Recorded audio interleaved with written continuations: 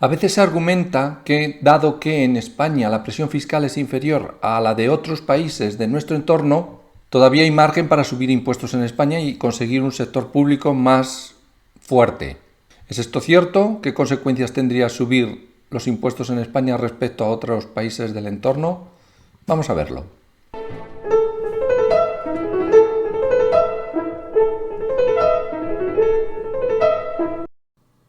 Vamos a hacer dos supuestos. Tenemos una sociedad con 3 agentes con una renta baja, es uno de los supuestos, y otro supuesto que es con las rentas mucho más altas, de hecho son el doble, para que los números sean más fáciles de hacer. En este caso tendríamos una renta total de 220 y en este de 440. Si ponemos un impuesto que sea proporcional, es decir, que todo el mundo pague el 20% de su renta, en este caso tendríamos que cada uno de estos agentes pagaría estos impuestos y el volumen total de impuestos sería 44. 44 sobre 220 supone un 20% de presión fiscal.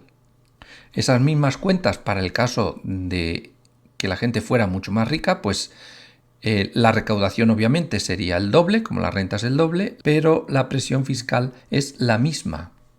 Es decir, con la misma presión fiscal consiguen una cantidad de euros muchísimo más grande, de hecho es el doble.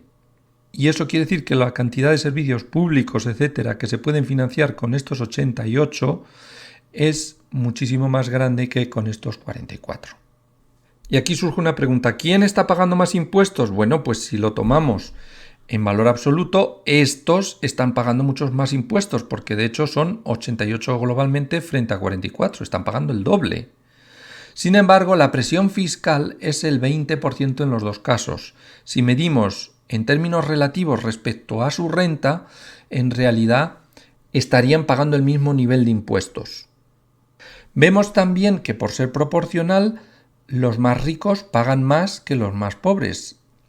Esto para algunos sería suficientemente justo, pero hay mucha gente para la que esto todavía no es justo y quieren impuestos progresivos, que de hecho son los que tenemos en muchas sociedades. En particular, el impuesto sobre la renta es progresivo. Suponemos en este caso un impuesto progresivo sobre la renta que tiene estos tramos. De 0 a 60 pagan un tipo impositivo del 15%, entre 60 y 80 un 30%, entre 80 y 120 un 47,5% y para rentas mayores de 120 el tipo impositivo será el 50%. Para el agente primero que tenía 50 de renta, como estos 50 caen dentro del primer escalón, este individuo lo que va a pagar son 50 por el 15%, que son 7,5. El segundo tiene una renta de 70.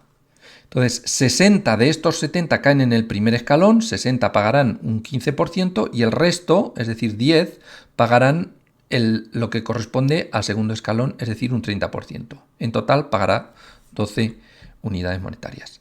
Y el tercero, que tiene 100 de renta, bueno, pues 60 caen en este primer escalón, otros 20 caen en este escalón y otros 20 en este. Por tanto, será 60 por el tipo impositivo más pequeño, más 20 por este tipo impositivo, más el resto por este tipo impositivo, que son 24,5.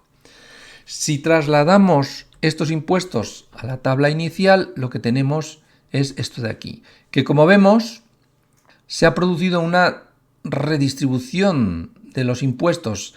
El más rico paga más y el más pobre paga menos, pero de forma que la recaudación es la misma y la presión fiscal, por tanto, es la misma. La presión fiscal global es la misma, vuelve a ser un 20%, pero esa presión para cada uno de los agentes es distinta ahora, por el hecho de ser un impuesto progresivo. Bien, si repetimos las cuentas para el caso con el doble de renta, estas serían las cuentas.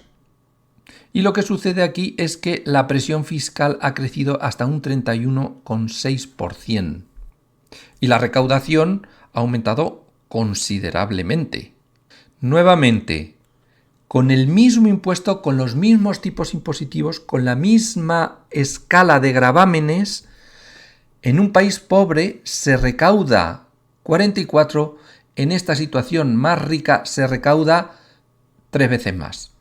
Es decir, los países ricos pueden permitirse el lujo de ser socialdemócratas. Los más pobres tienen muchísimas más dificultades, cosa que creo que no puede sorprender a nadie.